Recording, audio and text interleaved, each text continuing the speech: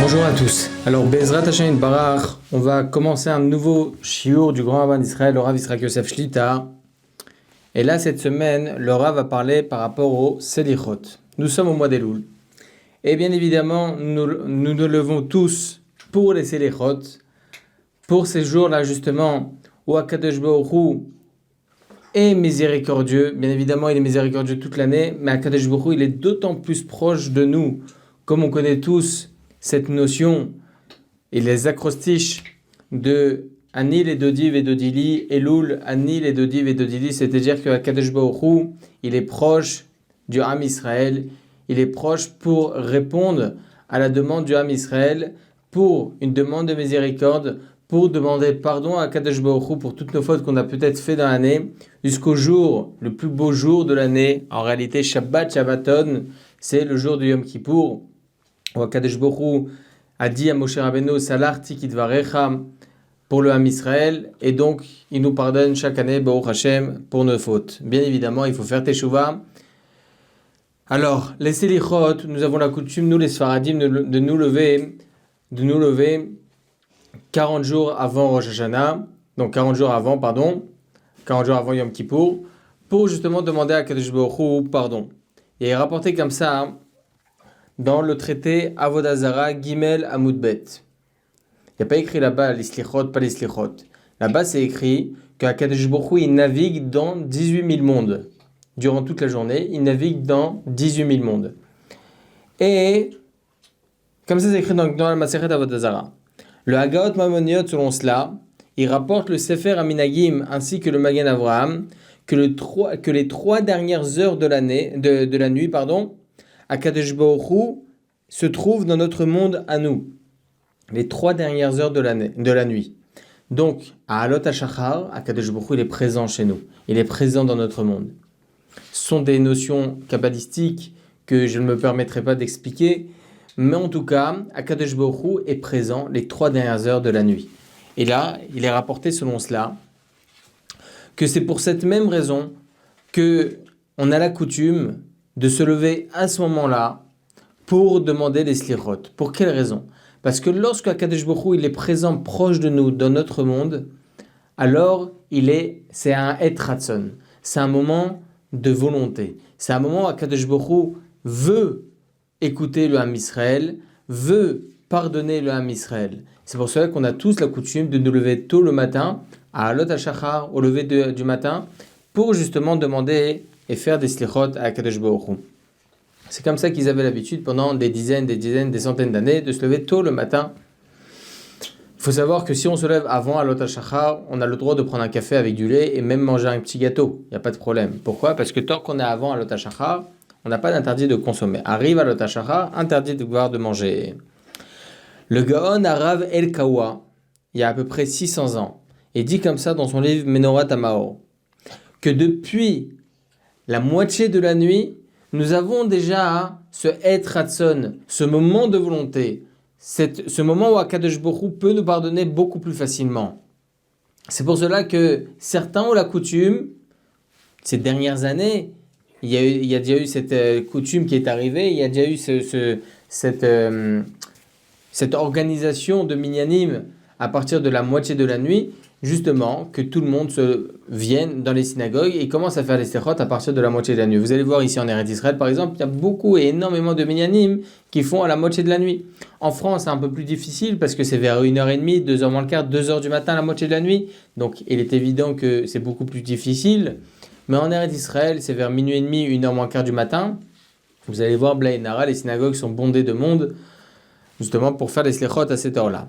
En tout cas, selon ce Hagon Arav El Kawa, nous avons pris l'habitude ces dernières années de nous lever à la moitié de la nuit.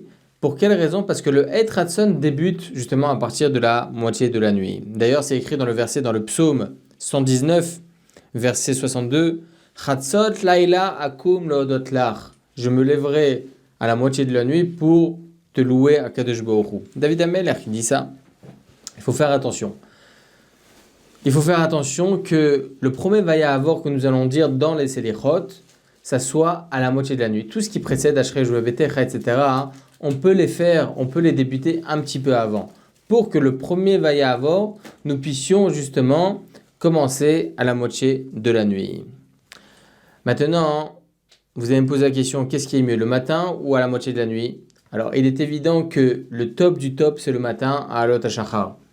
Mais, pour ceux qui ne peuvent pas se lever aussitôt le matin, par exemple les Avrichim, les Kolelman, ou bien d'autres personnes, les policiers, les soldats, qui ont certaines fois des moments de garde la nuit, donc c'est très difficile pour eux de se lever aussi le matin. Donc là, il est évident qu'il n'y a aucun problème de faire les slichot à la moitié de la nuit. Ceux qui ont la possibilité de faire Alot HaShachar, Matov ou Manaim, c'est beaucoup mieux. Mais ceux qui n'ont pas la possibilité ou que c'est plus facile pour eux, on a tout à fait le droit de faire à partir de Chatzot, Laïla, à partir de la moitié de la nuit. Alors vous allez me poser la question, pourquoi ne pas faire à partir de la sortie des étoiles? Et c'est tout. Toute la journée, la sortie des étoiles. Pourquoi il y a des moments comme ça spécifiques où on peut demander à Kadosh Baruch Hu, et des moments où on peut moins demander à Kadosh Baruch Hu?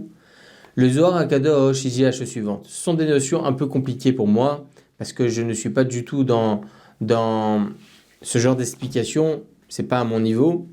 Il y a deux sortes de midot pour Akadosh Baruch Hu, deux sortes de justice, de dinim pour Akadosh Baruch Hu, de midot pour Akadosh Baruch Hu.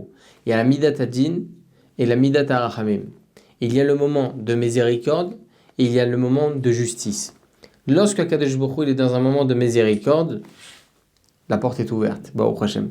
Lorsqu'il est dans un moment de midat adin, dans un moment de justice, là, non seulement, c'est pas bien, c'est un moment où il ne faut pas spécialement demander à Kadesh Baruch Hu quelque chose que l'on a besoin, mais il est recommandé de ne pas demander.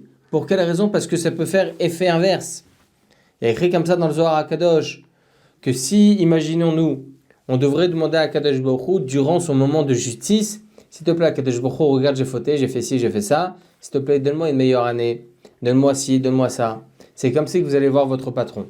Vous savez, c'est une grosse société, très très grosse société, qui a des actions un peu de partout dans le monde. Et là, il s'est avéré vers 10h30 du matin que les actions ont chuté et que votre patron a perdu 1 million d'euros. Et là, vous toquez à sa porte. Au moment le plus propice et le moment où il est le plus énervé, où il est très stressé, très attristé, vous lui toquez à la porte et vous lui dites, regarde, je sais que j'ai pas fait grand chose dans la société ces derniers jours, est-ce que tu peux me donner une petite augmentation? Non seulement il va pas lui donner une augmentation, mais en plus il va lui donner 2 claques, on est bien d'accord. Et bien c'est la même chose à Kadosh Baruch Hu, bien évidemment, les Avdil, Ben Kodesh Lechol, à Kadosh Baruch Hu, ça reste à Kadosh Baruch Hu. Mais la même chose, lorsque nous sommes dans un moment de justice, c'est pas du tout le moment de demander miséricorde à Kadosh Baruch Hu. Alors oui, toute la journée on le fait. Toute la journée on fait Shacharit, Mincha, Arvit, on fait les Tachanunim, et c'est très bien. On fait les Tachanunim. À Arvit, pourquoi on fait pas les Tachanunim? Est-ce que vous savez pourquoi on fait pas les supplications à Arvit? À cause de cela. On ne doit pas demander à Kadosh Baruch Hu une miséricorde à ce moment-là. Shacharit et Mincha on fait, parce que nous sommes dans la journée, il n'y a pas de problème. Mais la nuit, à partir de Tzet HaKochavim, à partir de la sortie des étoiles, le Zohar HaKadosh nous dit, là c'est le moment de justice. Depuis la sortie des étoiles jusqu'à la moitié de la nuit, il ne faut rien demander comme miséricorde à Kadosh Baruch Hu. C'est pour ça que selon certains, c'est pas bien de faire les Teilim. En cas de nécessité absolue, on peut faire les Teilim selon la halakha stricte. Tov, on a compris maintenant que le moment de justice d'Akadosh Baruch Hu se trouve dans le laps de temps depuis la sortie des étoiles jusqu'à la moitié de la nuit. Ce moment-là, on ne fait pas les slichot. Ça, c'est selon le Zohar HaKadosh. Toute la journée, on peut faire les slichot. On peut faire les slichot. Si vous n'avez pas la possibilité avant la tfila, on peut faire les slichot après la tfila avec le public ou avant mincha, il n'y a pas de problème. Mais à partir de Tzet HaKochavim, terminé jusqu'à la moitié de la nuit. Le Rav Moshe Feinstein, ils lui ont posé la question, le Gaon Rav Moshe Feinstein, le grand de la Torah en Amérique, Zechrono Livracha, Zechron Sadve Kadosh Livracha, il dit comme ça dans son responsable, Igrot Moshe, ils lui ont posé la question. Vodarav, est-ce que c'est permis de faire les slichot à 21h, 22h, après Tzet HaKochavim? Le Rav Moshe Feinstein, il a dit pourquoi pas. Est-ce que nous avons vu un avis contradictoire à ce sujet dans le sens simple de la halakha, c'est-à-dire dans le Talmud, dans le Shulchan Aruch? Est-ce que nous avons vu un enseignement qui vient nous interdire une telle chose? Non. Alors on devra permettre. Mais le Zohar HaKadosh, lorsque nous avons une discussion entre le sens simple et le sens caché de la halakha, on doit suivre le sens simple. Donc c'est pour ça que selon Rav Moshe Feinstein, il n'y a aucun problème. Maran Rav Yosef Zechron Livracha, Zechron Tzaddik Kadosh Livracha, il dit qu'évidemment, lorsqu'il y a une marloquette entre le sens simple de la halakha, donc le Talmud, le Shulchan Aruch et le sens caché tel que le Zohar HaKadosh, on suivra le sens simple de la halakha. Mais lorsque nous n'avons aucune restriction de suivre le Zohar HaKadosh, nous n'avons aucune halakha venant spécifier que c'est un problème de suivre le Zohar HaKadosh à ce niveau-là et qu'il faut faire les slichot évidemment à partir de la sortie des étoiles. Est-ce que nous avons un endroit comme ça, c'est écrit dans le Talmud ou dans le Shulchan Aruch? Non. Alors c'est quoi le problème de suivre le Zohar HaKadosh? Il existe beaucoup de choses où on suit le Zohar HaKadosh. Bien évidemment, 95% du temps, on suit le sens saint de la halakha, le Talmud, le Shulchan Aruch. Mais là, lorsque nous n'avons aucune contradiction, aucune contre-indication, eh bien, on a tout à fait la possibilité. Et là, pour le coup, c'est pas seulement recommandé, c'est même obligatoire de suivre le Zohar HaKadosh. C'est un problème. C'est un problème. Si on suit le Zohar HaKadosh, c'est très grave de faire des supplications après la sortie des étoiles. Donc c'est pour ça que selon la halakha, Maran Rav Ovadia Yosef Zechron Livracha, Zechron Tzaddik Kadosh Livracha, tranche que l'on devra faire les slichot, non pas à partir de la sortie des étoiles, mais uniquement à partir de la moitié de la nuit, toute la nuit, le matin, toute l'après-midi, mintra, mais à partir de la sortie des étoiles, on doit s'arrêter jusqu'à la moitié de la nuit. Maintenant, on se pose la question selon cela, messieurs. Comme on a dit au préalable, en France, c'est vers 1h30 du matin, 2h moins quart, vous avez la moitié de la nuit. Donc, c'est presque infaisable. Mais, en Israël, il est minuit et demi, 1h moins quart du matin, et Baruch Hashem, l'heure est arrivée, on peut faire les selichot. Et là, vous vous trouvez sur un direct. Vous avez le direct du côté de la Maravi, ou bien le direct le samedi soir du cours hebdomadaire du Grand Rabbin d'Israël, au Rav Yitzhak Yosef, où ils font les selichot à minuit et demi ici en Israël. Et là, vous vous connectez, vous regardez, vous voyez en direct les slichot, et vous vous dites, ah, Chaval, j'ai pas de synagogue, les synagogues qu'ils font, c'est trop tôt, je peux pas y aller aux slichot, je fais tout seul à la maison, ou je fais pas. Est-ce que cette personne-là, elle a le droit de se connecter, de faire les slichot en même temps que l'heure de Chatzot Laïla en Israël, ou bien étant donné que pour la France, par exemple, il est 23h30, alors qu'en Israël il est minuit et demi, c'est pas encore l'heure. Et on a dit au préalable qu'avant la moitié de la nuit, on ne peut pas faire les slichot selon le Zohar HaKadosh. Pour ça, Maran Rav Ovadia Yosef, il dit qu'en cas de nécessité, ce genre de personnes, ils peuvent se connecter et faire les slichot en même temps. Pour quelle raison? Parce que, encore une fois, est-ce qu'on suit le Zohar HaKadosh? On ne suit pas le Zohar HaKadosh. On suit le Zohar HaKadosh. Mais là, il y a un livre qui s'appelle Marchavot Be'etza. Il dit comme ça, un des grands rabbins de Barditchov, il y a à peu près 130 ans. Le Rav Ovadia Yosef Zechron Livracha, il le rapporte beaucoup de fois dans ses sfarim, dans ses livres, et il dit comme ça le Marchavot Be'etza, que étant donné qu'arrive le moment de miséricorde en Eretz Israël, eh bien cette miséricorde emplit le monde. Et donc, selon le Marchavot Be'etza, on n'aurait pas eu besoin d'attendre l'heure de la moitié de la nuit en France ou l'heure de la moitié de la nuit en Amérique pour pouvoir commencer les slichot. Non. À partir du moment où arrive la moitié de la nuit en Eretz Israël, Akadosh Baruch Hu est miséricordieux dans le monde entier. Ça, c'est l'opinion du Marchavot Be'etza. Alors, on ne suit pas en général cette opinion halachique, tout simplement parce qu'encore une fois, il y a des avis contraires et il faut faire très attention.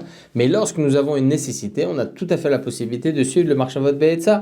C'est pour ça qu'en cas de nécessité, ou bien lorsqu'on est avec un public, qui sont des personnes qui ont besoin de faire teshuva, et lorsqu'on voit Baruch Hashem Berov Amadat Melech au côté de la Maravi, ou bien dans le cours hebdomadaire du Grand Rabbin d'Israël, au Rav Yitzhak Yosef, à minuit et demi, ou Blainara, c'est fort, c'est Tara, ou bien la Yeshiva Or HaChaim, vous voyez tout en direct. Bien évidemment, je parle uniquement du direct.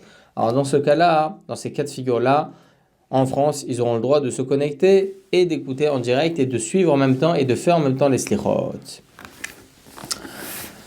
Maintenant, y a-t-il des conséquences halachiques lorsqu'on prie seul à la maison les slichot? Alors, il faut savoir qu'en général, une personne qui fait seule les slichot, il ne peut pas faire les passages en araméen. C'est un problème. Il ne peut pas non plus faire le vaya avor. Lorsqu'une personne a pris seule à la maison, je ne sais pour quelle raison, elle est malade, elle était, je ne sais pour quelle raison, elle prie shacharit seule à la maison. Lorsqu'elle va faire vaya avor, Hashem apana vaikra, il faut faire très attention. On n'a pas le droit de dire ce passage lorsqu'on est seul. On a le droit de le dire uniquement si on fait les ta'amim comme si qu'on lisait au Sefer Torah. Uniquement dans ce cas de figure, on peut faire vaya avor. Donc la même chose par rapport aux slichot, on fait plusieurs fois vaya avor dans les slichot. Eh bien, c'est la même chose. Si on fait ce vayavor avec les ta'amim, alors là, la même chose, il n'y aura aucun problème. Bon, en tout cas, voilà donc les conséquences. Mais si maintenant on se connecte en direct, est-ce qu'on a la possibilité de faire les passages en araméen? Est-ce qu'on a le droit de répondre au Kaddish? Est-ce qu'on a le droit de faire vayavor en même temps sans devoir faire avec les ta'amim? C'est une très bonne she'ela. Alors je vais essayer de faire Bezrat Hashem rapide pour pouvoir essayer Bezrat Hashem d'en arriver à une conclusion. Nous avons une halakha que lorsqu'il y a un officiant, il faut qu'il y ait 10 personnes pour pouvoir faire le Kaddish. S'il n'y a pas 10 personnes, c'est juste des personnes connectées sur Zoom, etc. Évidemment, il ne faut pas faire Kaddish, il ne faut pas faire de Gdusha, etc. Ça, on l'a vu beaucoup pendant le Covid, où les choses ont été, Baruch Hashem, très très bien développées. Maintenant, nous sommes à la maison, nous écoutons les slichot, et nous avons un Kaddish par-ci, un Kaddish par-là, nous avons un Amen par-ci, un Amen par-là. Est-ce qu'il n'y aurait pas un problème de répondre? Alors, c'est rapporté comme ça dans la Gemara que Amen et Thomas, c'est très très grave. Dire un Amen orphelin, c'est très très très grave. Les conséquences sont rapportées dans la Gemara, je n'ai même pas besoin de les citer maintenant. C'est très grave. Donc, stam dire Amen alors qu'on ne doit pas dire Amen, c'est assaut. C'est un problème. Donc là, est-ce qu'on doit répondre Amen? Est-ce qu'on peut répondre Amen? C'est une bonne she'ela. Alors, il y a écrit comme ça dans le livre Mishpatei Uziel. La même chose par rapport à un micro. Lorsqu'on va faire avec un micro, lorsqu'on va parler avec un micro, notre voix, ça ne va pas être la même voix. Pour quelle raison? Parce que ce sont des vibrations. Est-ce qu'un officiant dans une synagogue consistoriale, on le voit certaines fois, est-ce qu'il pourra officier avec un micro ou bien est-ce problématique du fait que ce n'est pas sa voix? Le Mishpatei Uziel, il dit effectivement c'est un problème. C'est un problème. Maran Arav Yosef Zichrono Livracha, il dit non, c'est pas un problème tant qu'on a la possibilité de l'entendre de nos propres oreilles.